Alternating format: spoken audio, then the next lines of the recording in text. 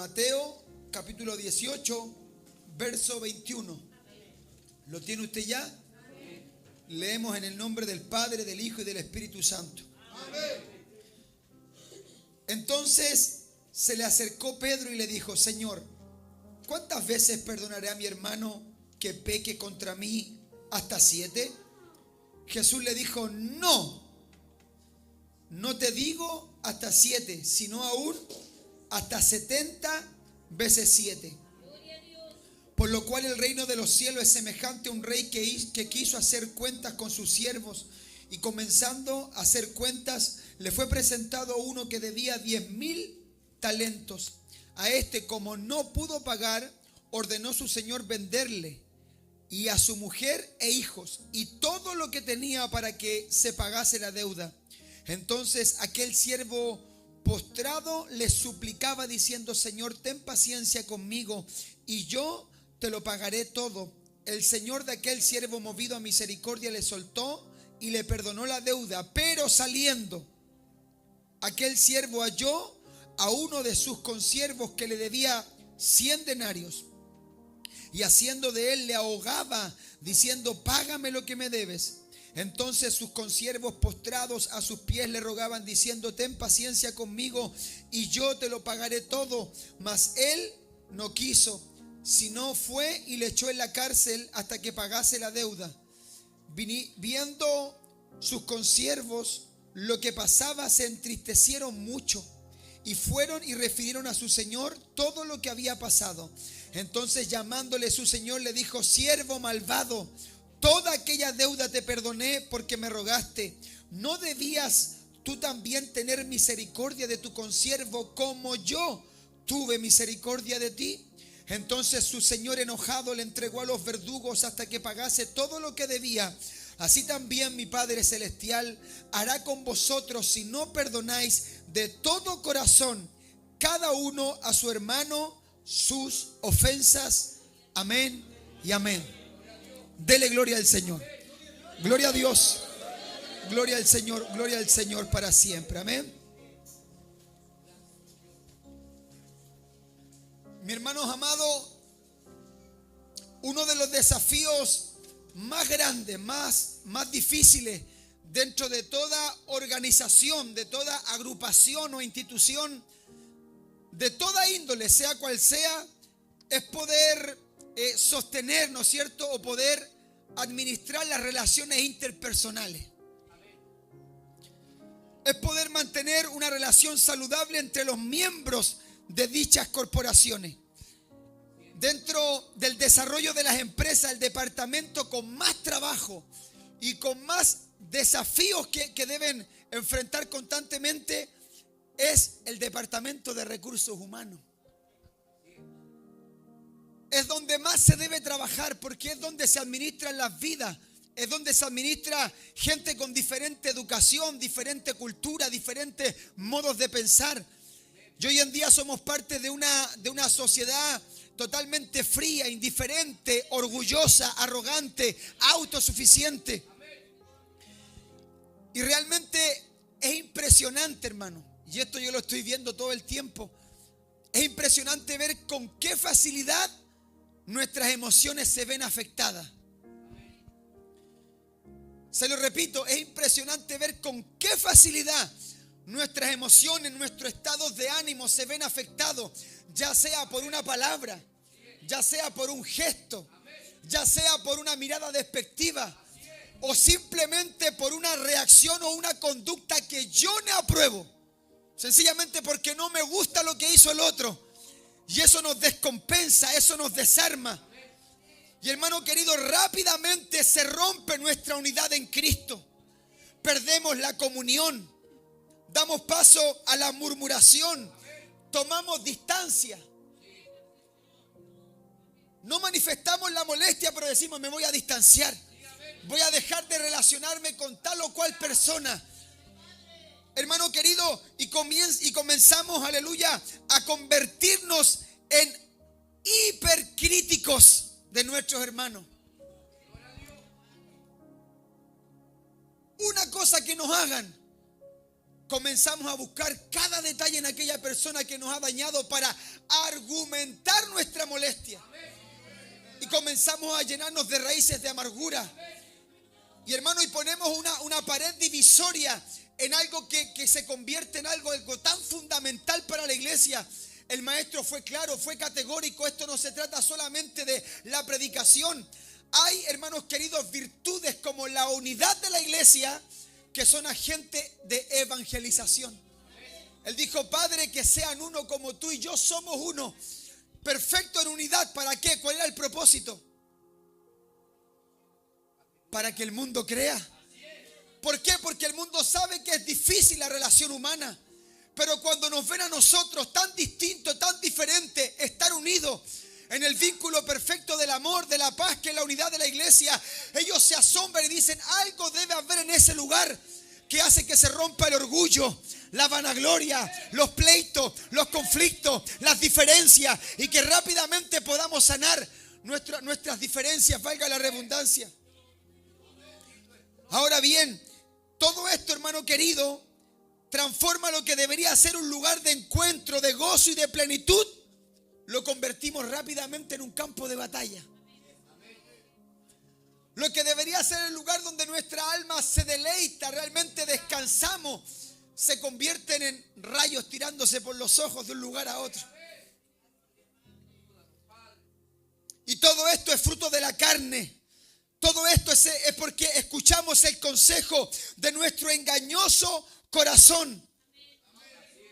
Y sin ir más lejos, hermano querido, esta es la naturaleza que tenemos y es lo que nos transmiten nuestros padres desde la infancia. Desde pequeño escuchamos el consejo: no dejes que nadie te pase a llevar. Si te pegan, pega. Y crecimos bajo esta naturaleza caída con conceptos totalmente antibíblicos, anticristianos. Sin ir más lejos, somos parte de una nación que en más de 50 años no ha podido sanar esta consigna: sin perdón ni olvido. Bajo los colores políticos, un país totalmente polarizado por un conflicto que pasó hace 52 años atrás. Y cada 11 de septiembre vuelven las protestas, los gritos, las consignas. Problemas políticos dentro de mismas familias que no se pueden ver por causa de diversos puntos de opinión, porque no tenemos capacidad de diálogo, no tenemos la capacidad de olvidar, de perdonar, de soltar, de dejar ir lo que no aporta a nuestro crecimiento, a nuestro desarrollo. Es por esta razón, hermano querido, que estos conflictos no solamente se ven a nivel país, a nivel iglesia, sino que aún dentro de familias. Hermano, esta es una realidad terrible. ¿Por qué? Porque hay hombres y mujeres que compartieron el mismo vientre, bebieron de los mismos pechos, pero no son capaces de hablarse, no son capaces de perdonarse, no son capaces de soltar conflictos que son tan superficiales. Y todo esto, hermano querido, no provoca otra cosa más que amargura. La falta de perdón trae como fruto el rencor. Y esta palabra rencor tiene su raíz en la palabra latina rancidus, de donde se desprende la palabra rancio. Mire, la misma raíz de rencor es la misma raíz de rancio, de algo avinagrado. O sea, cuando yo me lleno de rencor, se me avinagra el alma, se me descompone el corazón, se me descompone, aleluya, el espíritu. Proverbios 17:22 dice que el corazón alegre constituye buen remedio, mas el espíritu triste seca los huesos. Hace unos cuantos años atrás, una junta médica hizo un análisis en enfermos de cáncer y llegaron a la conclusión de que las células cancerígenas se activan con más rapidez en pacientes que guardan rencor y falta de perdón durante un largo periodo de tiempo. El rencor te avinagra el alma. El rencor te empieza a pudrir por dentro. La falta de perdón, hermano querido, provoca enfermedades físicas, enfermedades psicológicas. Esto es más serio de lo que pensamos. ¿Sabe cuál es la gran enfermedad de este tiempo? El cáncer. Y lo atribuimos a las comidas, a las ondas de los microondas que calentamos acá, que la comida química. No, es la falta de perdón. Porque estos son los días de mayor orgullo, hermano querido. Y este cáncer, este veneno, está abrazando la única reserva moral que hay sobre la tierra. Columna y baluarte de la verdad, que es la iglesia del Señor. Bendito sea el nombre del Señor. Hermano querido, en el contexto en el cual surge la pregunta de Pedro, es precisamente un contexto del marco de las ofensas y la disciplina dentro de la iglesia. Cuando leemos, ¿no es cierto?, el subtítulo que hay en el capítulo 18, verso 15, dice: ¿cómo se debe perdonar al hermano? Y sin ir más lejos, hermano querido, es importante que podamos entender esto, que aún la disciplina dentro de la iglesia, aún las disciplinas que se ejercen bajo los patrones que revela la Escritura, como Cristo lo plantea en primera instancia y luego el apóstol Pablo en sus cartas, hablando de que si tu hermano peca contra ti, ve y háblale, hazle saber el error que ha cometido, busca la salud, busca la unidad, busca la restauración. Si él consiste en su pecado, llama a 2 o 3 testigos para que entre 3 puedan llegar a un acuerdo de restaurar al hermano en su pecado. Pero si éste persiste en su pecado, presentarlo delante de la iglesia, y si no hay arrepentimiento, tenerlo como gentil y publicano. O sea, trae como resultado la expulsión de un miembro. Pero esto es muy interesante. ¿Por qué? Porque aún dentro de la expulsión de un miembro, el propósito y la finalidad es perdón y restauración. ¿Por qué? ¿Qué está hablando, hermano Christopher? Sencillo. No hay un lugar, el último lugar para un pecador perdido, ¿sabe cuál es? ¿Cuál es el último lugar para un pecador? La iglesia del Señor. Hermano, este lugar no es un museo donde acumulamos trofeos, no, es una clínica de enfermos. La iglesia del Señor es una clínica, es un hospital para sanar a los hombres, para sanar las vidas, para sanar a la juventud, para restaurar matrimonios, para restaurar las conciencias de los hombres. Pero ya que no te quieran en la iglesia, hermano, si ya no te quieren en la iglesia, que es la fuente del amor, columna y baluarte de la verdad, es que en ti hay un serio problema.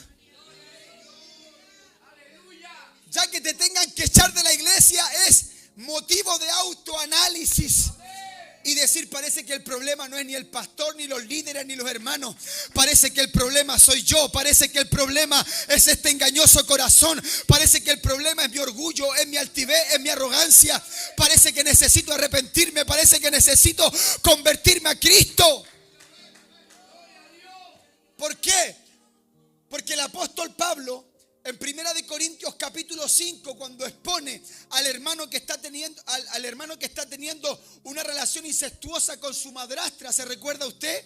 Pecados que ni aún entre los gentiles se nombran, y Pablo lo presenta como levadura en medio de la iglesia. Termina diciendo el capítulo 5: quitad a ese perverso de en medio de ustedes, expúlsenlo, porque no hubo arrepentimiento. Pero esto es muy significativo. Eso es lo que Pablo expresa en primera de Corintios. ¿Por qué? Porque los propósitos de una disciplina tan extrema como la expulsión buscan mover a la persona al arrepentimiento. Y si aquel individuo manifiesta un sincero arrepentimiento y quiere volver a estar con nosotros, segunda de Corintios capítulo 2 versículo 5, ¿qué es lo que va a decir? Pero si alguno me ha causado tristeza, dice Pablo, no me la ha causado a mí solo, sino en cierto modo, por no exagerar, a todos vosotros. A todos nos duele que alguien se tenga que ir por su conducta. A todos nos duele el pecado cuando alguien falla constantemente. ¿Por qué? Porque si un miembro se duele, porque somos un cuerpo, porque somos una unidad, porque somos la iglesia del Señor Jesucristo. Aquí no estamos segmentados, hermano querido. El Señor no viene a buscar grupos, Él viene a buscar a una sola iglesia, limpia, ataviada, aleluya, bendito sea el Señor, a su esposa. Entonces Pablo nos va a decir Este le ha causado males a toda la iglesia. Verso 6. Le basta a tal persona esta reprensión hecha por muchos. Así que al contrario, vosotros más bien debéis perdonarle y consolarle para que no sea consumido de demasiada tristeza. Por lo cual os ruego que confirméis el amor para con él. Hermano, esto a mí me vuelve loco. ¿Sabe por qué? Porque dice, no solamente perdónenle, sino que añade diciendo, perdónenle y consuélenle. Porque hay gente que dice, ya te perdonamos, pero trata de mandarte un condón más. Te vamos a tener aquí en el ojo. Y hay una junta de liderazgo, pastores, hay que tener cuidado con porque acuérdese lo que hizo. No, él dice, perdonen, consuelen, abrácenlo, díganle bienvenido. Qué bueno, hermano, que entendiste. Te amamos, estábamos tristes, te necesitamos, eres parte del cuerpo. ¿Por qué Pablo logra hablar en estos términos? Porque Pablo fue un perseguidor de la iglesia. Porque Pablo fue rechazado por la iglesia. Nadie se quería juntar con él. Pero cuando Ananías fue a su casa, lo abrazó, lo besó. Como hermano lo recibió. Los apóstoles le dieron la diestra en señal de compañerismo. Lo hicieron parte del cuerpo. No solamente lo perdonaron, lo consolaron, lo recibieron. Y bajo esa experiencia de vida, Pablo dice, hermano, necesitamos perdonar, consolar, restaurar a los ofensores. Ahora bien, en Mateos 18:21, Pedro pretende impresionar a Cristo. ¿Por qué? Porque dentro de la explicación que está dando el Señor en cuanto a restaurar al hermano, a perdonar al hermano, Pedro mete la cuchara como siempre. Y lo que busca Pedro es que el Señor lo aplaude y le diga, bienaventurado Simón Pedro, no te lo reveló carne ni sangre. Y él hace una pregunta y la responde él mismo. Dice, Señor, ¿cuántas veces perdonaré a mi hermano? 7. El Señor le dice, no. ¿Por qué? ¿Por qué ocupa este término? Porque el número 7 es significativo. Pero la base del planteamiento que Pedro está haciendo tiene su asentamiento en el Talmud. ¿Y qué es lo que decía el Talmud? ¿O qué es lo que era el Talmud? El Talmud es un libro donde están todas las discusiones de los mayores pensamientos de la fe del judaísmo. Todos los debates doctrinales, teológicos, puntos de vista de la convivencia, de la vida, del desarrollo religioso de Israel están escritos en el Talmud. Ahí están sus opiniones. Después de debate llegaron a conclusiones y las escribieron en el Talmud. ¿Y qué dice el Talmud? El Talmud dice, 1 vez, 2 veces, 3 veces perdonaré a mi hermano, mas la 4ª no lo perdonaré. ¿Y de dónde surge esta idea? De Amós. El profeta Amós en el capítulo número 1, versículo 3, 6, 9 y 10 habla de 4 ciudades, ¿no es cierto? Y habla de la ciudad de Gaza, habla de la ciudad de, por aquí la tengo, Damasco, de Tiro, de Edom, y dice, por 3 pecados de Gaza, mas por el 4º no revocaré sentencia. Por 3 pecados de Tiro, mas por el 4º no revocaré sentencia. Por 3 pecados de Damasco. O sea, en base al pensamiento del profeta Amós, ellos llegaron a la conclusión, hay que perdonar 3 veces. A la 4ª no hay revocación. Entonces, Pedro dice, busca asombrar al maestro. Y le dice, hay que perdonar 7 veces, ¿no es cierto? Y esto es extraordinario, ¿por qué? Porque miren el concepto que usa aquí el maestro. El Señor dice, Jesús le dijo, no 7, sino aún 70 veces 7. Otros pensadores dicen que ¿qué es lo que está haciendo el maestro? El maestro está tomando 2 números. Uno que significa perfección y el otro que significa plenitud y totalidad. El 7 y el 10. Y el maestro está usando la matemática. 7 por 10, 70 por 7. Pero el Señor nos busca establecer una cifra. Porque el perdón no se trata de cuenta. El perdón se trata de una actitud, de un corazón que ha entendido lo que ha recibido de Dios. El perdón se trata de evangelio. El perdón se trata de cristianismo. El perdón es una virtud gloriosa que solamente es dada por el Espíritu al ser humano. El Señor no está nuevas cifras, el Señor las está suprimiendo. El Señor no está abriendo nuevos parámetros para que usted cuente las ofensas, sino que nos está diciendo, pégale una patada a la calculadora. Otros hablan de que Él está tomando las palabras de Lamec, descendiente de Caín. ¿Se recuerda usted Génesis 4:24? Si 7 veces será vengado Caín, Lamec en verdad 70 veces 7 será vengado. Hablando del odio, de la rencilla, de la venganza, del pleito. Dicen que el Señor toma las palabras del perverso Lamec y dice, esto funciona de forma distinta. Esto no funciona como funciona el mundo. Nuestra forma de vivir, nuestra forma de percibir la vida, nuestra forma de relacionarnos no es como el mundo se relaciona. ¿Por qué? Porque la pregunta o el concepto que está estableciendo Pedro es bajo un pensamiento terrenal. Pero ¿qué es lo que va a hacer Jesús de Nazaret? Capítulo 18, versículo 23. ¿Lo puede colocar mi hermano o no? Para que lo lea la iglesia, porque veo a pocos con la Biblia en la mano. 18:23. Pedro establece una idea terrenal, humana, según la carne. Un pensamiento que busca tener cierta virtud de espiritualidad, pero sigue siendo terrenal. ¿Y qué es lo que hace Jesús? ¿Qué concepto va a introducir Jesús? Por lo cual el reino de los cielos. ¿Qué es lo que está haciendo Jesús? Está elevando los estándares de pensamiento y de conducta. Y nos va a invitar, esto no funciona como funciona el mundo. Esto no es como la gente que dice vivir moralmente correcta se conduce. Esto es aún más elevado. Es conforme a una visión del reino celestial. Es conforme al corazón de Dios. Es conforme a las virtudes que el Espíritu Santo otorga a gente que realmente está llena del Espíritu Santo. Porque el Espíritu Santo no es solamente para danzar y hablar en lengua. El Espíritu Santo es para amar, es para perdonar, es para restaurar, es para mantener una iglesia unida, es para darnos humildad. Por eso lo que hace el maestro es elevar el pensamiento del cuerpo apostólico, de la iglesia, de todos nosotros, y decir nuestra forma de pensar, nuestra forma de reaccionar no es conforme a los reinos terrenales, sino conforme al reino celestial. Nuestra conducta es de arriba, no es de aquí abajo, hermano querido. Si pues habéis resucitado con Cristo, poned la mira en las cosas de arriba, donde también está el Salvador. Nosotros necesitamos elevar nuestros estándares de pensamiento y de conducta, hermanos queridos. No podemos ser los mismos cristianos mediocres toda la vida, llenos de pleitos, rencillas, conflictos, cosas pequeñas que estorban, pequeñas zorras que echan a perder la mies.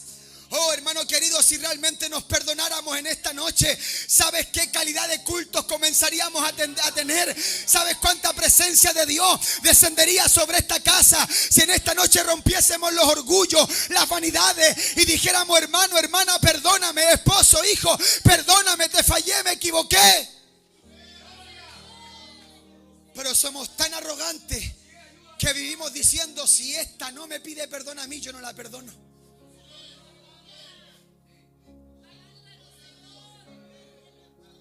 Hermanos queridos, y es donde ahora va a surgir la pregunta. ¿Por qué? Porque la regla de oro dice, así que, Mateo 7:12, todas las cosas que queréis que los hombres hagan con vosotros, haced también vosotros con ellos, porque esto es la ley y los profetas. Usted y yo procuramos con diligencia, ¿sabe cuál es nuestro trabajo en el que más nos empecinamos? En no herir a nadie. Trabajamos para no herir a nadie. Pero hay un trabajo que descuidamos. ¿Sabe cuál es? ¿Cómo reacciono ante la ofensa? Procuramos no dañar y nos esforzamos en eso, pero hay muy poco trabajo en cómo reacciono ante la ofensa. ¿Cómo reacciono cuando me fallan? ¿Cómo reacciono cuando alguien hiere mi corazón? Porque quiero decirte algo. Hay una realidad en esta historia que algunos piensan que 100 denarios es poco. 100 denarios, cuantificándolo, equivale a alrededor de 8 o 9 millones de pesos. Lo que realmente le debían a él no era poca cosa. Por eso la reacción no es tan anormal de encontrarse con un hombre que por mucho tiempo le debe 8 millones de pesos. Él lo encuentra, lo pesca del cuello. Dice, comenzó a ahorcarlo. Porque es verdad, hermano querido, hay cosas que nos han hecho que son dolorosas. Nos han hecho profundos daños, es verdad. Nos han fallado, nos han traicionado, nos han apuñalado, han hablado mal de nosotros. Y si cuantificamos el dolor y la herida, no es poca cosa.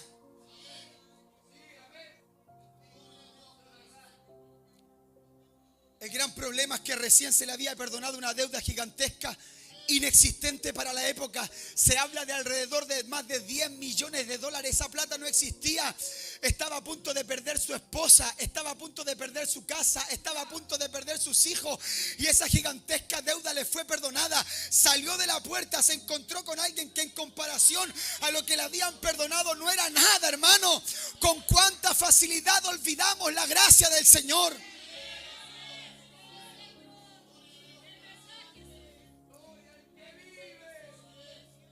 Es por eso que mire, Jesucristo va a decir en el Sermón del Monte: oísteis que fue dicho a los antiguos, mas yo os digo.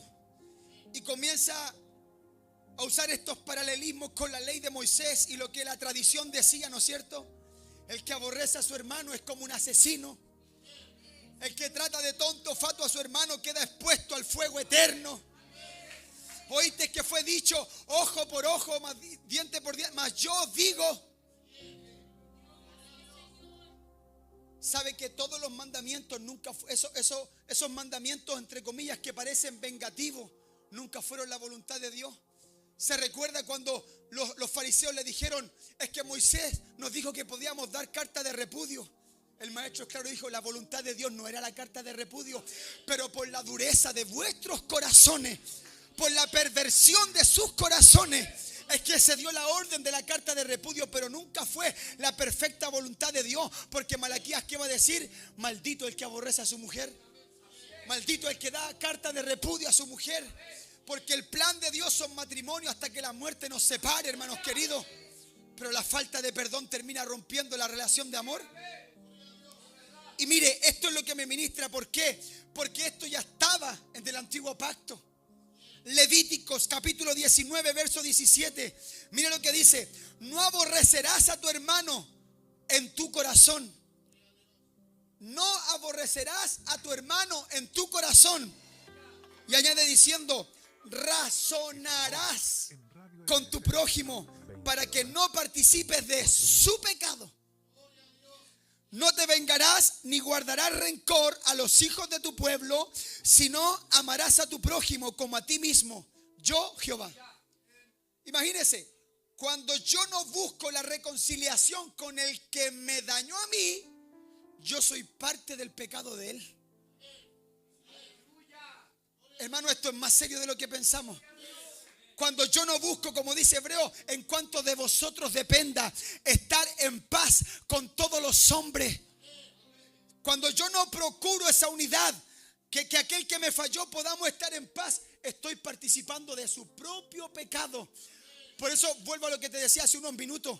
Una cosa, aleluya, es no dañar al otro, pero otra cosa es cómo reacciono ante la ofensa.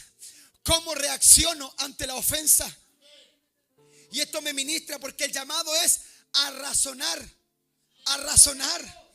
Hermano querido, si tenemos el Espíritu Santo, si la ley de Jehová está en nuestros corazones, si hemos sido regenerados, si hemos nacido de nuevo, si estamos en un proceso de santificación, ¿cómo siendo cristianos no vamos a tener la capacidad de diálogo? ¿Cómo no vamos a tener la capacidad de conversar sin que se suba el furor o que la conversación suba de tono, hermano querido? ¿Cómo no vamos a tener la capacidad de contar hasta 10 a la hora de hablar sin airarnos? Escucharnos. Por eso el texto es extraordinario. Razonarás. Razonarás. Mire, cuando el Señor envió a los 70 a predicar, ¿cómo los envió a predicar? De 2 en 2. Cuando mandó al cuerpo apostólico a predicar, ¿cómo los mandó a predicar? Esto no está en la Biblia, pero son las locuras mías. Yo me imagino que el Señor dijo: Juan, Andrés, ustedes dos se van para tal ciudad, tú y tú te vais para allá. Y de repente vio a dos. Uno, Simón el celote. ¿Qué hacían los celotes? Aborrecían a los publicanos. Los traspasaban a espada, eran los vengadores del pueblo. Odiaban a los publicanos. Y yo creo que dijo, ya, Simón el celote va a ir con Mateo. Tú lo vas a acompañar. ¿Y qué hizo? Los mandó a caminar juntos. Los mandó a comer juntos. Los mandó a dormir juntos. Los mandó a razonar. Los mandó a convivir.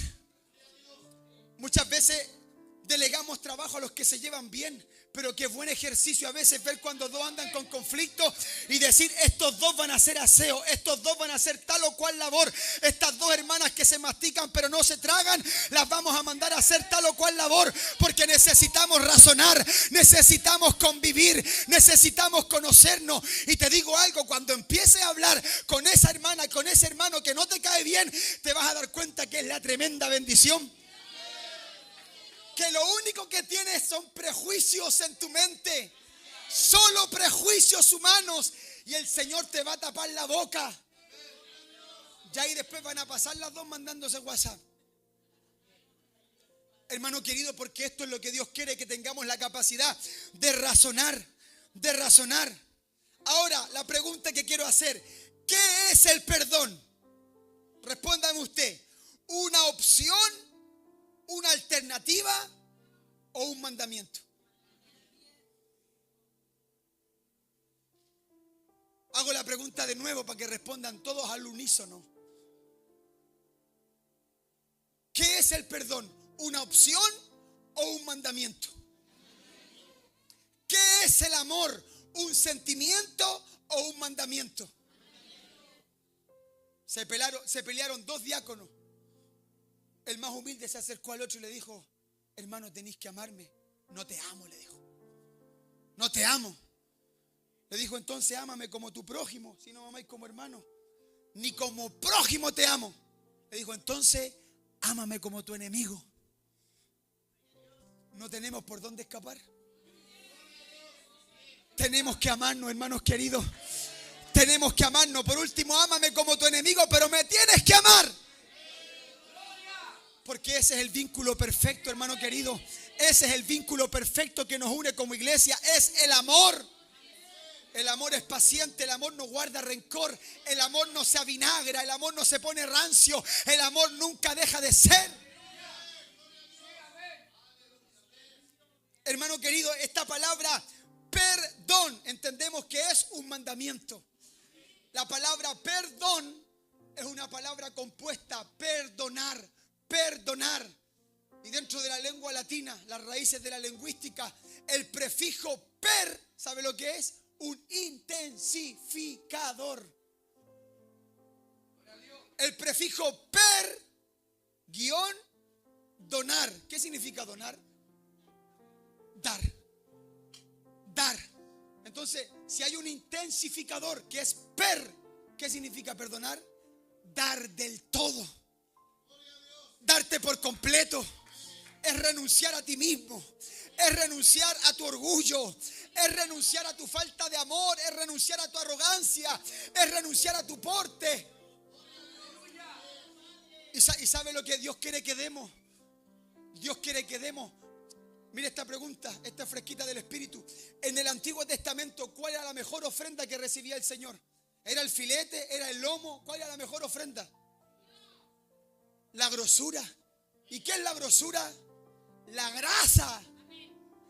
La grasa, lo que nosotros votamos. Dios dice, eso quiero que quemes en el altar.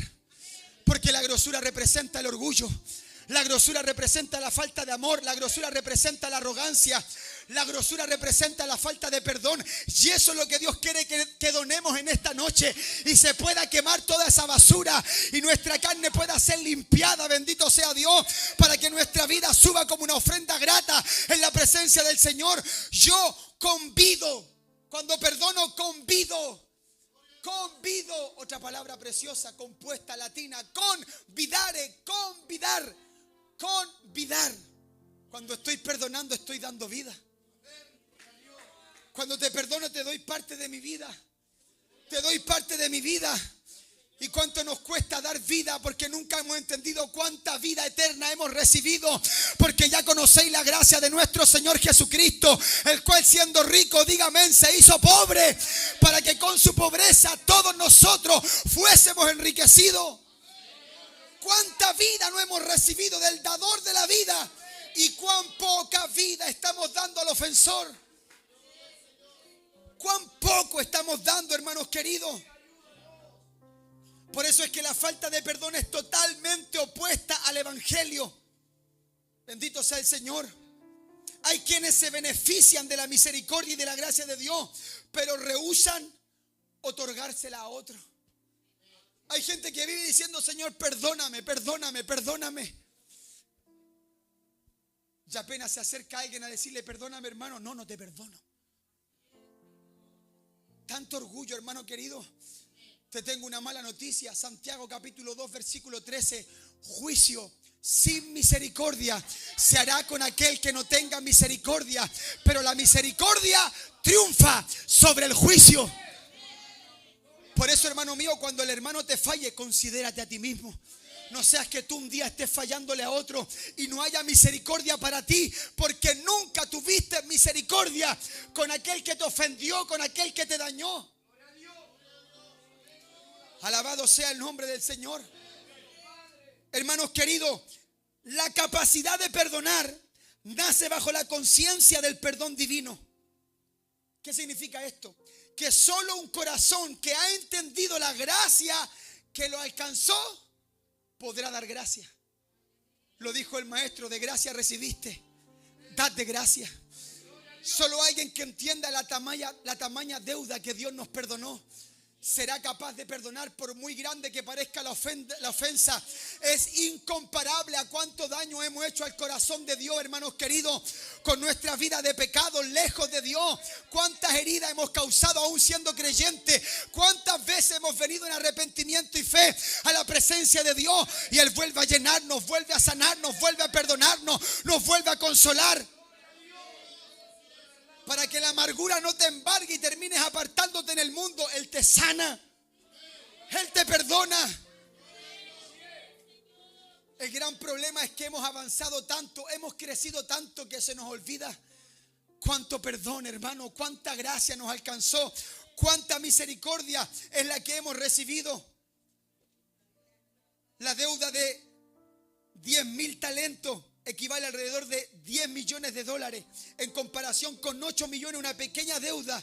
Y mire, en el texto dice: saliendo aquel siervo, halló uno de sus consiervos que le debía 100 denarios, y haciéndose, agarrándolo, lo agarró del cuello y lo empezó a ahogar, diciéndole: págame. Acababa de salir, acababa de ser perdonado, y no tiene la capacidad de perdonar. Y mire lo que va a decir. Entonces, llamándole su señor, le dijo: siervo malvado. Así es como ve Dios a alguien que no perdona. Y decimos: no, yo soy siervo del Señor. Sí, pero eres malvado. Eres un perverso, eres una perversa delante de los ojos de Dios. ¿Sabes por qué? Porque aquí está el desafío. Le dijo: siervo malvado, toda aquella deuda que ni en 100 vidas iba a poder pagar. Porque, hermano querido, ante la gravedad del pecado, nosotros vivimos en bancarrota. No tenemos cómo pagar el perdón de Dios. Por eso es que necesitábamos a un Salvador, a un sumo sacerdote, a un mediador, a uno que pagase la deuda, porque era demasiado alta. Ni siquiera el oro y las piedras preciosas eran capaces de comprar nuestra vida en expiación, pero sí lo fue la sangre preciosa de un cordero que estaba preparado desde antes de la fundación del mundo. Solo la sangre de Cristo podía pagar el precio, porque era una cifra demasiado alta. Solo la sangre de Cristo. Verso 33. ¿No debías tú también tener misericordia de tu consiervo? ¿Cuál es el estándar? ¿Cuál es el estándar? ¿Cuál es el estándar? Ahí está el estándar. ¿No debías tú tener misericordia de tu consiervo? ¿Cómo? ¿A dónde está el patrón? El estándar, ¿cuál es? Como él tuvo. Como él tuvo. Como él tuvo. Hermano, a veces nos parecen demasiado altos, pero la oración de Pablo por las iglesias es que todos lleguemos a la altura, a la plenitud, al porte de un varón perfecto. Por eso el llamado en 5:25 a los maridos: amad a vuestras esposas. ¿Cuál es el estándar? ¿Cómo? Como Cristo amó a la iglesia. Nunca te compares con los peores, compárate con el que nos conviene, el sumo sacerdote. Sublime, perfecto, precioso, santo, apartado de los pecadores, hecho más sublime que los cielos, el impecable Jesús de Nazaret. Ese es el modelo, ese es el estándar. Por eso dice: deben perdonar como yo. Él no tomó en cuenta nuestros pecados. Él no tomó en cuenta nuestras faltas. Por eso mire Efesios capítulo 4, versos 1, 2 y 32, se los leo. Yo pues, preso en el Señor, os ruego que andéis como es digno, con dignidad, con altura, con porte. Por eso vuelvo al principio: los estándares son conforme al reino de los cielos, no conforme a la mediocridad humana que está envenenada por el pecado, la autosuficiencia, el egoísmo. No, ese no es nuestro estándar. Es conforme a la cultura de arriba. Es la cultura. Lo que hace Cristo en la regeneración es constituir una nueva humanidad. Usted y yo somos parte de una nueva humanidad. Hemos sido extirpados de Adán para ser injertados en el postrer Adán, que es Cristo. En Adán todos mueren, en Cristo todos son vivificados. Participamos de la naturaleza divina por toda, aleluya, el equipamiento del Espíritu que nos ha sido dado. Como dice Pedro 1:3, como todas las cosas que pertenecen a la vida y a la piedad nos han sido dadas por su divino poder. Todo nos ha sido dado, ¿para qué? Para tener participación en una nueva humanidad. Eso es la iglesia. Eso es la iglesia. Por eso es que Él sube al monte y entrega el sermón del monte, porque esos son los estándares para nosotros. Necesitamos volver a estudiar el sermón del monte. Vida cristiana, hermano querido, vida de Dios para nosotros. Por eso es que Pablo va a decir: os ruego que andéis como es digno de la vocación con que fuiste llamado. Número 1, con toda humildad y mansedumbre, soportándonos con paciencia los unos a los otros en amor. Verso 32. Antes sed benignos unos con otros, misericordiosos, perdonándonos unos a otros. ¿Cómo? Como Dios también os perdonó a vosotros en Cristo. Colosenses capítulo 3, verso 13. Soportándonos los unos a los otros, perdonándonos unos a otros. Si alguno tuviera queja contra otro, de la manera que Cristo os perdonó, así también haced vosotros. Lo vuelvo a decir. ¿Cómo debo perdonar? Como Cristo te perdonó. Como Cristo te perdonó. Hay pecados que nadie los conoce que tú cometiste. Ya a Él no le importó la gravedad de tu pecado. Hemos causado tanto daño a nuestro prójimo, hermano. Algunos fuimos unos malditos que herimos el corazón de nuestras esposas, de nuestros hijos, y nos perdonó el Señor, nos perdonó ella, nos perdonaron nuestros hijos. ¿Cómo no podemos perdonar nimiedades? ¿Está bien dicho, no? Nimiedades, pequeñeces, hermano querido, cosas tan pequeñas que si realmente anduviésemos en amor, en humildad, perdonaríamos tan fácil. Yo me imagino que mientras se está excusando diciendo: Señor, perdóname, yo voy a venderlo todo, te lo pagaré todo, voy a pagarte la deuda. Yo creo que el Señor le dijo: ¿qué deuda? ¿Qué deuda? ¿Qué deuda? Porque el que verdaderamente perdona, ¿sabe cuántas veces perdona? Siempre está perdonando solo una vez, porque ha olvidado la ofensa pasada, y cada error que cometan contra Él va a ser como el primero siempre. En realidad perdonamos solo una vez, porque lo otro ya lo echamos al fondo del mar, como Él echó nuestras iniquidades al fondo del mar. Perdonad como Cristo os perdonó. El perdón nos vincula con Cristo. Hermano querido, escucha esto.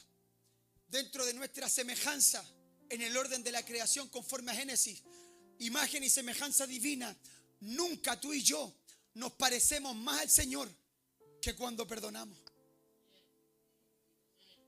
Esteban, siendo un sencillo diácono, se impregnó tanto del carácter de Cristo que mientras está siendo apiedrado, él intercede por sus ofensores. Y él dice: Padre, perdónale, perdónale, no les tomes en cuenta su pecado. Son las palabras de Cristo en Lucas 23:34. Padre, perdónalos, porque no saben lo que hacen. Te lo repito, nunca nos parecemos más a Dios que cuando perdonamos.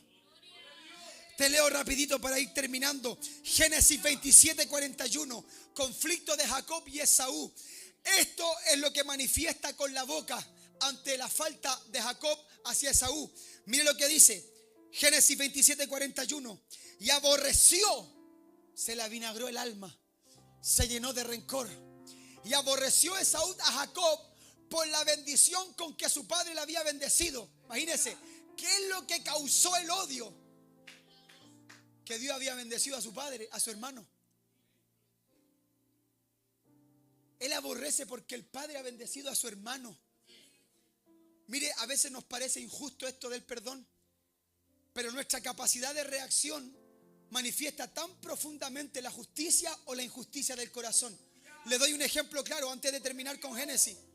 En la historia del hijo pródigo, ¿quién fue el más perverso? ¿Sabe quién termina siendo en nuestra conciencia el más malo?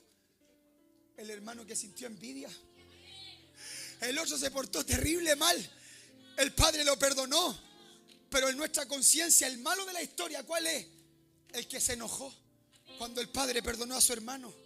Porque la capacidad de reacción ante la ofensa va a manifestar si somos justos o injustos. Si somos piadosos o somos impíos. Y aborreció Esaú a Jacob por la bendición con que su padre le había bendecido. Y dijo en su corazón: llegarán los días del luto de mi padre. Yo mataré a mi hermano Jacob. Génesis 33, versículo 4. Esto es extraordinario. Llega el tiempo de perdonar, hermano. Mira lo que había dicho en la carne, con los conceptos terrenales. Pero cuando la mente de Esaú fue llevada a la mente del reino celestial, mira el que había dicho: a donde lo pille lo mato, a donde lo pille lo traspaso, porque era hombre de casa, le planto una flecha. No fue Jacob el que corrió hacia Esaú. La capacidad de reacción ante la ofensa. Pero Esaú corrió al encuentro y le abrazó. No solamente perdonar, consolar, recibir, restaurar. Pero Esaú corrió al encuentro, la abrazó, se echó sobre su cuello, le besó. 33:10, hermano querido. Y lloraron juntos. Y mira lo que dice el versículo 10 del mismo capítulo. Por ahí lo está buscando nuestro hermano. Quiero que tú lo leas conmigo. Y dijo Jacob: no, yo te ruego que si he ahora hallado gracia en tus ojos, acepta mi presente, porque he visto tu rostro. ¿Cómo? Nunca nos parecemos más a Cristo que cuando perdonamos. No es cuando cantamos, no es cuando predicamos, no es cuando hacemos buenas obras. ¿Sabe cuándo se manifiesta la imagen de Dios en nosotros? Te lo repito. Acepta mi presente, porque he visto tu rostro como si hubiera visto el rostro de Dios, porque con tanto favor me has recibido. Póngase en pie, iglesia del Señor. Póngase en pie. Mire, en Génesis capítulo 41, verso 50, le nacen 2 hijos a José. Cuando estudiamos la historia de José, es una historia ¿de qué? Vuelvo a decirlo fuerte, es una historia de perdón ante una traición gigantesca, hermano. El dolor, el quebranto de José, la soledad, la ignominia, el desprecio, hermano querido, los sufrimientos, los padecimientos por causa de sus propios hermanos. Él les dijo: no les pese haberme vendido, no se preocupen, yo los amo. Daos prisa, tráiganlos a todos, quiero que estemos en paz, que estemos como familia. Dice que le nacieron 2 hijos. ¿Sabe cuál es el mayor? Se llama Manasés. Y el menor se llama Efraín. Efraín significa fructífero. Fructífero, fruto, fruto. Todos queremos fruto, todos queremos crecer, todos queremos avanzar. Pero ¿quién tuvo que nacer primero antes que Efraín? ¿Quién nace? Y Manasés, ¿qué significa? Dios me hizo olvidar la casa de mi padre. En otras palabras, Dios me hizo perdonar. Hermano, no hay fruto sin perdón. ¿Qué ha estancado tanto esta nación, Chile, en términos políticos y de desarrollo social? La falta de perdón. La falta de perdón. No hay fruto sin perdón. ¿Saben el concepto que se habla todo esto? Mateo 18:18. Cristo le dice a Pedro: todo lo que atases en la tierra será atado en los cielos, y todo lo que desatases en la tierra será desatado en los cielos. El contexto de atar y desatar tiene que ver con el perdón. Y maldito sea el orgullo. Maldito sea el orgullo que tiene las barcas de nuestro corazón amarrado al muelle de la amargura. Nuestra alma está amarrada al muelle de la soledad, del orgullo, la amargura. Necesitamos desatar la barca en esta noche. Hay muy buenas barcas en este lugar, pero ¿sabes qué? Te estás perdiendo lo mejor del evangelio porque no has perdonado. Te estás perdiendo lo mejor porque estás atado. Oh, le dijeron a los amigos de Lázaro: desátenle. Ha pasado de muerte a vida. Sí, amén. Pasó de muerte a vida, pero está atado. Desátenle y déjenle ir libremente. Cuando Lázaro fue desatado, dice que no solamente creían por causa de Jesús de Nazaret, venían a ver a Lázaro y creían en Cristo porque había un hombre sin ataduras humanas, sin ataduras terrenales, un hombre libre. Hermano querido, cuando tu barca se desate, vendrá el Espíritu Santo a soplar sobre tu vela y tu barco podrá navegar con libertad a aguas más profundas del conocimiento de Dios, a las profundidades, aleluya, del Espíritu Santo. Hay gente que se está perdiendo tanta majestad del evangelio solo por la amargura, solo porque no se han perdonado. Y estoy hablando de gente que son familia en esta iglesia. Estoy hablando de gente que son familia, gente que tiene el mismo apellido y se congregan en esta iglesia y están atados. Y están atados, hermano.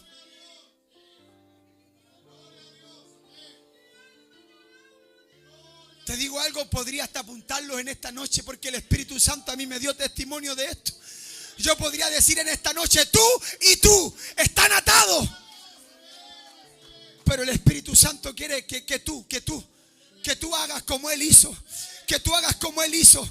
Yo no tengo para qué apuntarte en esta noche. Tú puedes salir de tu asiento, abrazar a tu hermano, abrazar a tu familiar y decirles: tiempo de perdonarnos. Oh, bendito sea el Señor, porque esta obra tiene que avanzar, porque esta iglesia tiene que avanzar, porque Dios tiene bendiciones más grandes para nosotros, pero necesitamos perdonarnos. La falta de fruto es por falta de perdón. Por eso, si tienes poca fuerza para perdonar, yo te invito a orar en esta noche en el altar. Tal vez no va a ser en esta noche, pero dile: Señor, dame la fuerza para sanarme con mi pariente, con mi hermano, con mi hermana, con mi tío, con mi sobrina, con mi primo. Señor, necesitamos perdonarnos. Cierre sus ojitos en esta noche. Vamos a orar al Señor. Mientras cerramos los ojos, si hay alguien que quiere acercarse a esa persona, hermanos, esta es una buena noche. Esta es una buena noche. No seas que por falta de perdón seas atado y enviado a la cárcel. Porque si tú no perdonas, Dios no te perdonará. Padre nuestro, perdona nuestras ofensas como también nosotros perdonamos a los que nos ofenden. Oramos al Señor. Padre, te damos gracias en esta noche, Dios del cielo, porque tú, Dios mío, nos has ministrado, Señor. Señor, en lo personal conozco la virtud del perdón. Me han perdonado y he perdonado, y qué precioso es estar en paz con todos los hombres. Qué lindo es congregarnos sin raíces de amargura, Señor. Qué linda suena la alabanza cuando los músicos no están atados, Padre mío. Oh, Señor mío, sana las heridas del alma. Sana los corazones, Señor, por favor. Llévate la amargura, el veneno. Señor, no sea que enfermedades afecten este cuerpo físico por nuestra caída espiritual de la falta de perdón. Señor mío, por favor, Señor, sana tu iglesia. Sánanos. Sánanos, Padre. No sea que seamos echados a las tinieblas de afuera solo por el orgullo, Señor. Pablo llama al gran ministerio que nos ha sido dado, el ministerio de la reconciliación. Reconcílianos, Señor. Somos hermanos, no somos enemigos. No estamos compitiendo el uno con el otro, Señor.